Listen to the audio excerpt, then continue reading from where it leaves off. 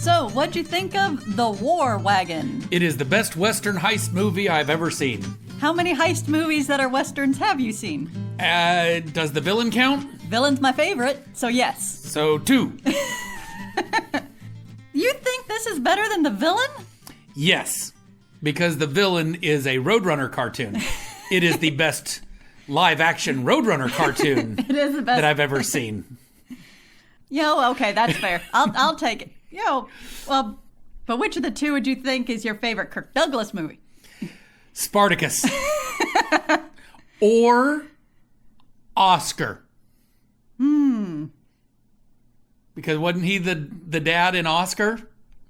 The guy who slapped his son, before he died? Yeah, okay. Sorry, I was like, no, Before- that's Sylvester Stallone. when he- Very different guy. When he told Sylvester Stallone that you need to go straight, and then he just kept slapping him. Fair enough. That's the best Kirk Douglas movie.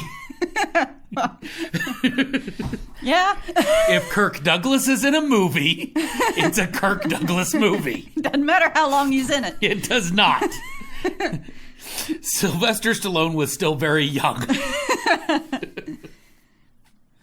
So yeah, 1967's The War Wagon. The Western heist movie directed by Burt Kennedy, written by Claire Huffaker, based on Huffaker's book Bad Man. Yeah.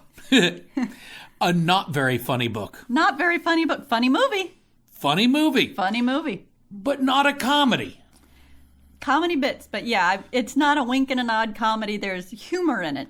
Well, I would say that it's a comedy in the same way that Shakespeare's Julius Caesar is a comedy.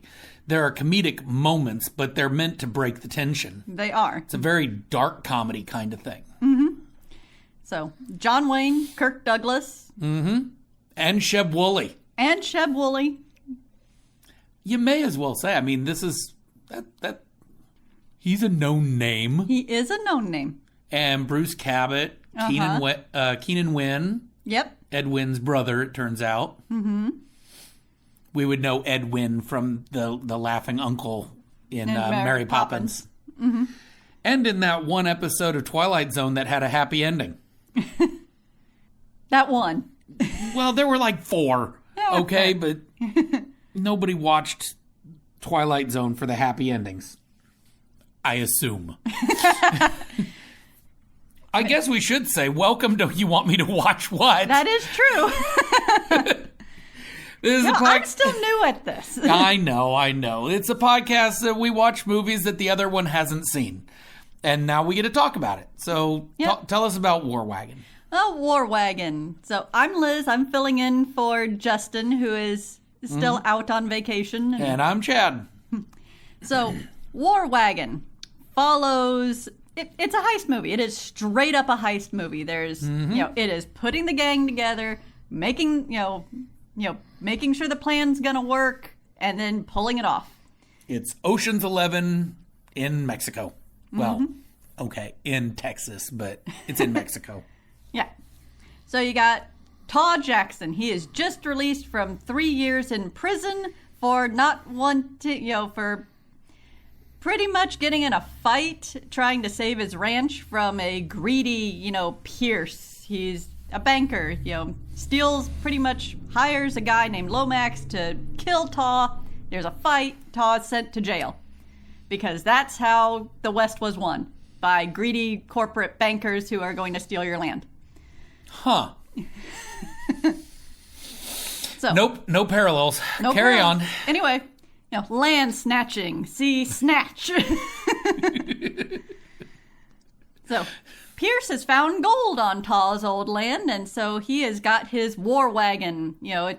Pretty much they dig up the gold, they put it in the wagon. It's an armored car pulled by like a team of horses with a bunch of dudes in front with guns and a bunch of dudes in back with guns. Hey, that's the name of the movie. That is the name of the movie. And they are less than a week from like their biggest load of money coming out. Load of what? Money. Gold. Gold. Right. Gold dust. Gold dust. Gold dust. $5,000 worth of gold dust. $500,000 worth of gold dust. $500,000. $500,000. And wouldn't you know it, that's when Taw. Yeah. Was John Wayne ever not John Wayne? I mean, it's like Jack Black. Mm-hmm. Jack Black is the John Wayne of now. Yeah. Whatever he's in, it's a Jack Black movie. Except this one, it's Kirk Douglas movie with John Wayne. Yeah. Sorry, John. Yeah, sorry, John. Actually, John Wayne probably had the seniority in this one. This movie's like 10 years before he died. So that is. He would have probably had seniority. Yeah. Unless you call it like one of those rare movies that it's an actual just, co-starring because they're literally about the same. Man, don't tell John Wayne's ghost that. I won't tell John Wayne's ghost that. Or Kirk Douglas's. Don't tell. Which of those two would I'd at least want to piss off Kirk Douglas? So, it's Kirk Douglas movie starring John Wayne. Don't at me. No one can at you. You have no X account. I don't have an X account. Don't try to at me. So, Taw's in town. Mm-hmm. He does his parole. He goes into the sheriff's office, who's getting ready to load a gun and go shoot him. But he's like, "Hey, I'm on parole. You can't do nothing. Nah, nah, nah." Mm-hmm. It is legal. It's legal. I can legally be here. So, and he's got to get his heist group together. So he goes and he meets with an old dude whose name is eluding me. Fletcher. That's right. Fletcher, he's a delivery driver for the banker, for Pierce. He delivers dry goods. He also has very sticky fingers. We see that in this very first thing where he's getting ready to steal from dry goods from Pierce. Mm-hmm. And, Taw stops him and says, you're no good to me in jail. That's true. He is always, Fletcher is always accompanied by his wife? Slave girl. Yeah. It's unclear early. It's unclear early. But it's pretty clear later. It's pretty clear later. Young woman, she's there, she's quiet, So he gets his informant / getaway driver, Fletcher. Yep. Mm-hmm. Then he goes to find Lomax. Now Lomax is a guy who, before the movie started, was hired to kill Taw. Mm-hmm. And he's the best gunslinger that, Taw knows, and safecracker. So, mm-hmm. Lomax is known for not doing anything unless he gets paid for it. So he is approached by Taw to say, "Hey, we're gonna rob the War Wagon, and you'll get a quarter of it." Fifth of it. Oh, fifth of it. Mm-hmm. 100,000. 100,000. Lomax agrees, providing that he also gets per day, $100 per day leading up to the heist, $500 if he fires his gun. Cool. Fine. Kind of get the feeling that Taw's not exactly in it just for the money. Oh, heavens no. Not in the least. If he were a barber, he'd have been Sweeney Todd. Mm-hmm. So, now, Lomax is also approached by Pierce's men saying, "Hey, we'll pay you up front, right away, a bunch of money if you shoot Taw." So mm-hmm. He's kind of playing the fence here. Do I go for the first sure, couple thousand, or do I, wait and do this heist? The heist is looking pretty good. Next person they meet is Levi Walking Bear, a translator for the Native American tribe, who Pierce is also screwing over because he's starving them off their land to steal it as well. Sorry, legally acquire. Oh, yeah. Yeah. So his job is to kind of help set up some of the heist, but also to get, serve as a translator to get this tribe on their side to help distract people and take out the War Wagon.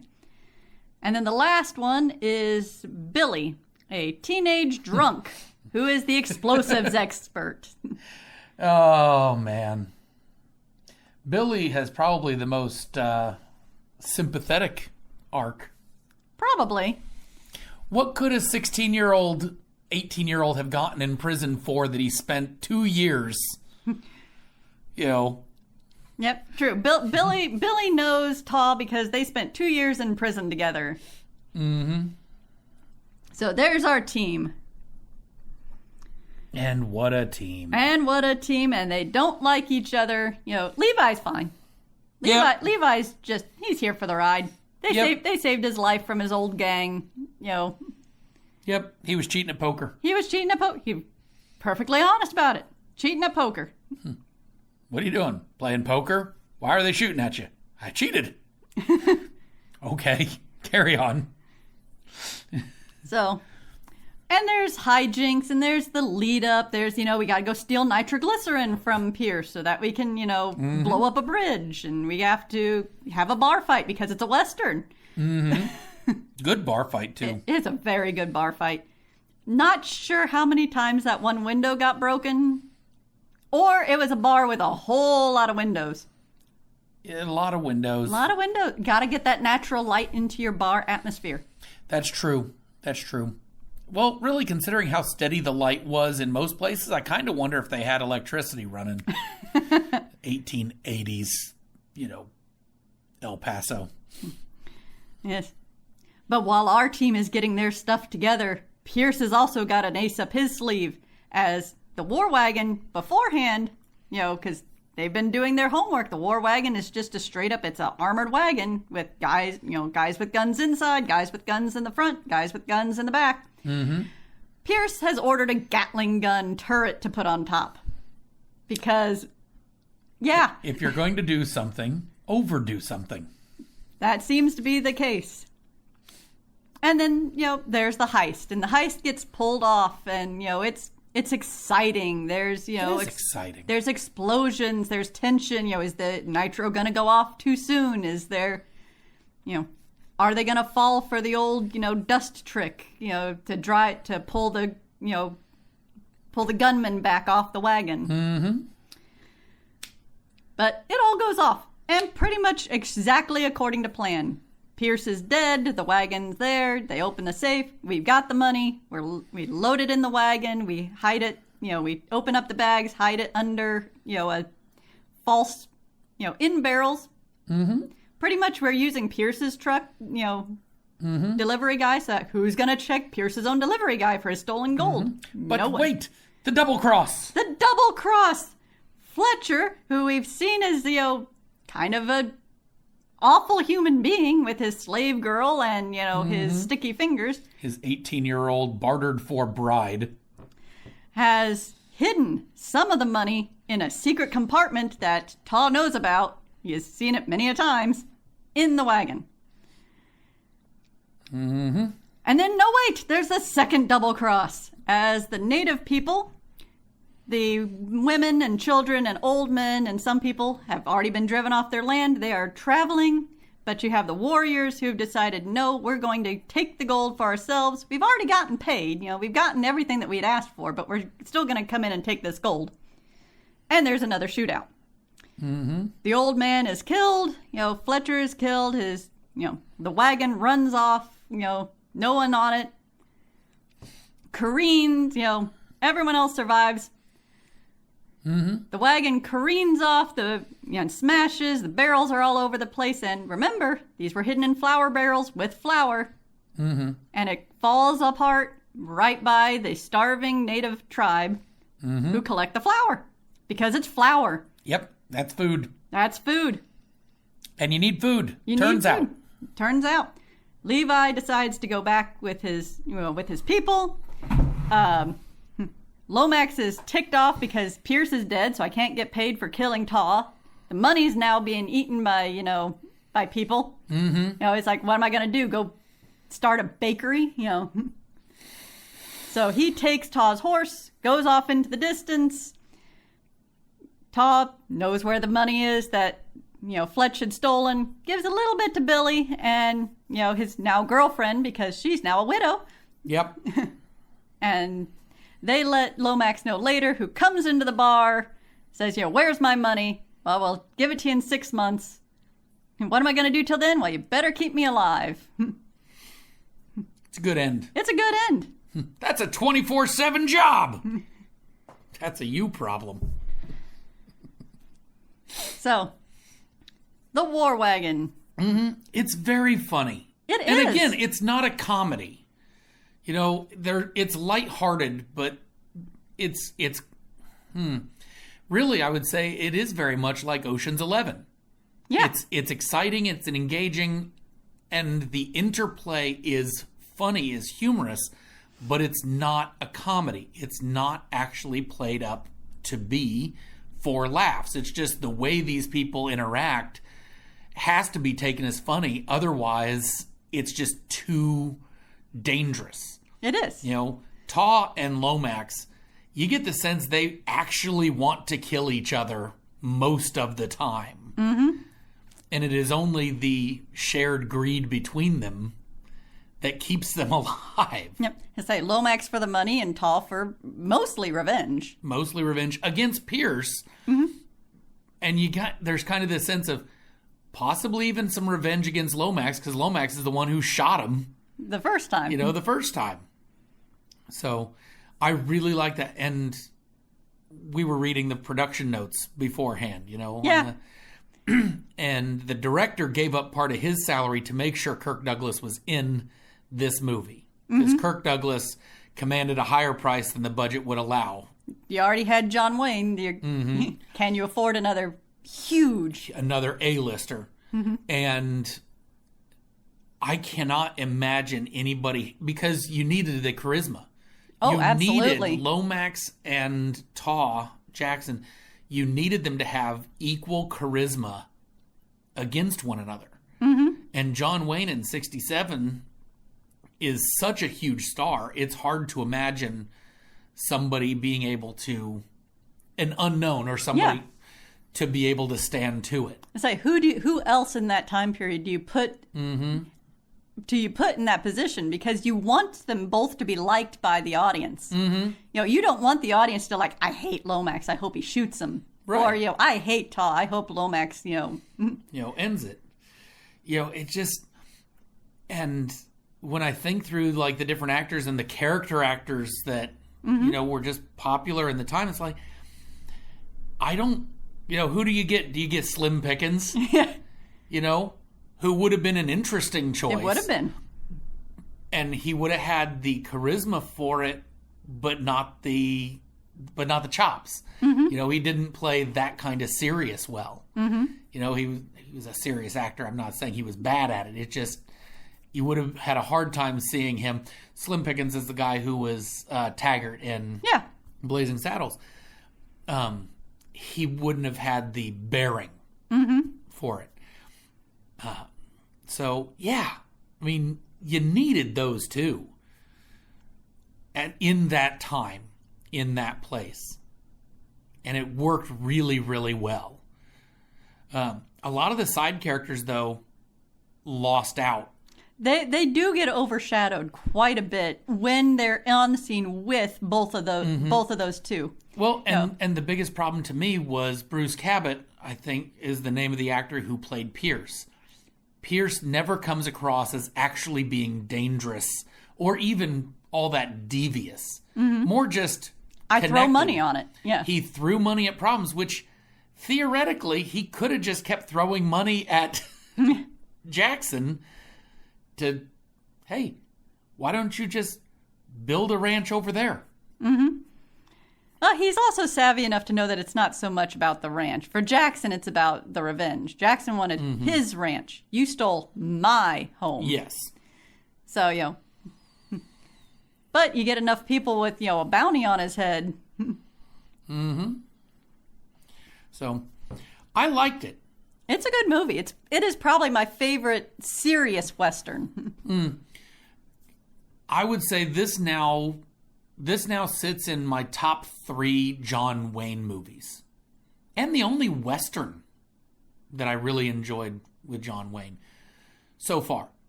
I haven't seen all of them. The man was in, 180 movies? This was his 162nd movie. But I don't know when he slept, apparently. Yeah. But I mean, my favorite John Wayne movie that John Wayne's in is The Quiet Man, which is as far from a Western as you can get.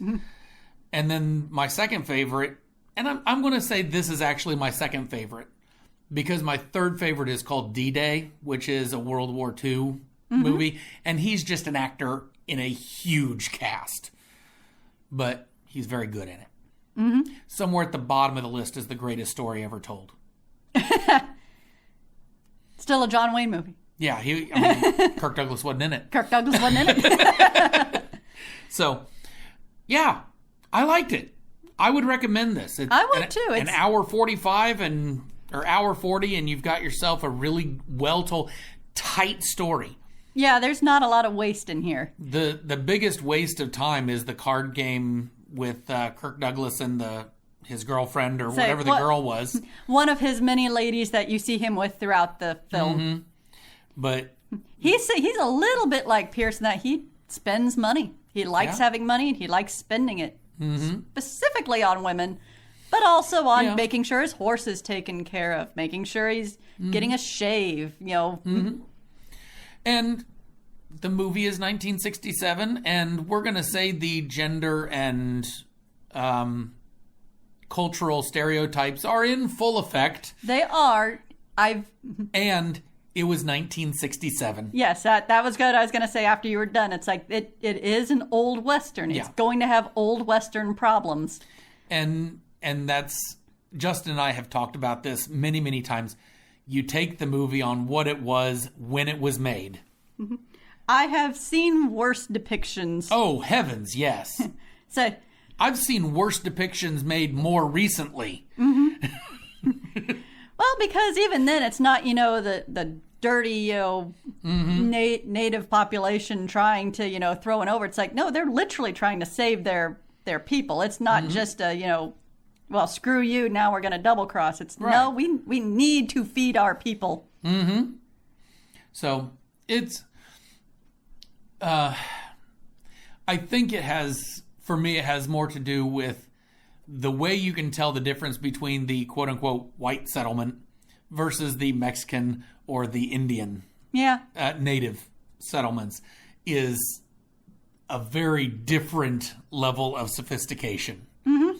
And not technologically, just this idea that there were no homes in the native, scene at all. No teepees, no longhouses, no. We were hardly in it, but we also knew that they're being driven off their land. Mm-hmm. It was mainly when you were in that area. It was a meeting with the chief, and he is not going to bring some gunslinger into the home. Right.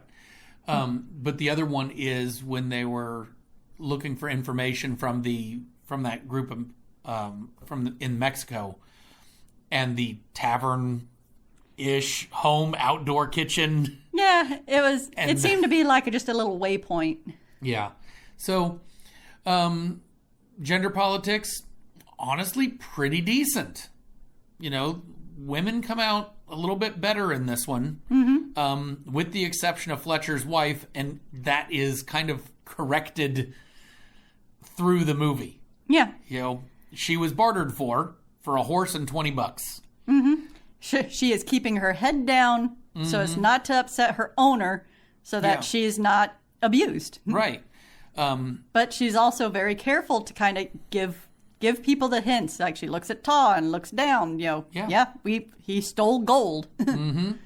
And for that, he gets his comeuppance. He's the only member of the heist that dies. He's the only member of the heist that is, taken out. Mm-hmm.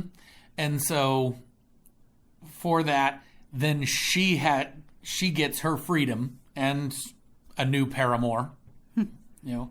But the Mexican chef, cook, waypoint, person, that she has information and she is able to get paid for it through hospitality.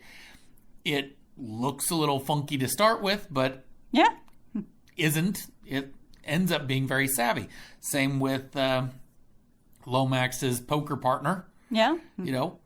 Maybe she is a prostitute, maybe she isn't. I kind of had in my head that she's a card shark. She's a card shark. That's what she does. And well, because in that same bar you do see a saloon worker, and they're very different characters. Very much so. You didn't see what he did? No. Lady, you've been working saloons too long. There is the first group of women that we see Lomax with, but you almost get the feeling that they own that saloon. That saloon is completely run by those women. Possibly so. You never see a man in there. That's not a customer. That's true. That's true.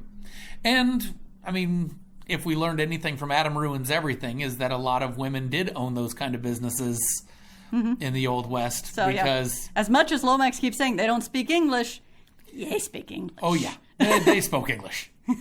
They spoke English just fine. Or at least they understood it just fine. So... But this is a see it from me. I really enjoyed this, and I will probably watch it again. Like, this is one of those, sometimes I watch a movie and I'm like, that was good once. Yep. I think this would be a good one more than once. It's lighthearted enough to stick with it. You make some popcorn, you have a soda or a drink, and you just kind of enjoy yourself. And it's one that, if you have to get up in the middle, like to go to the bathroom or something, the first time you pause it. But now that we've watched it once, I don't think that I would necessarily feel a need to pause it.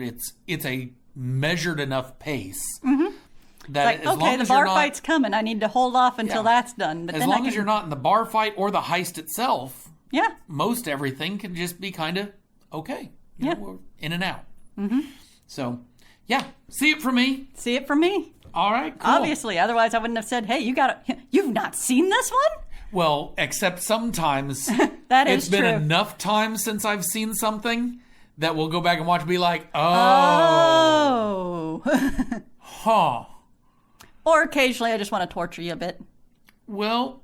It's the Last Unicorn. I knew you weren't going to be hip on that one. It's been so long I don't even remember why I didn't like it. Well, maybe. No, you've seen it. All right. Well, that means I think it's my turn. It is your turn. All right.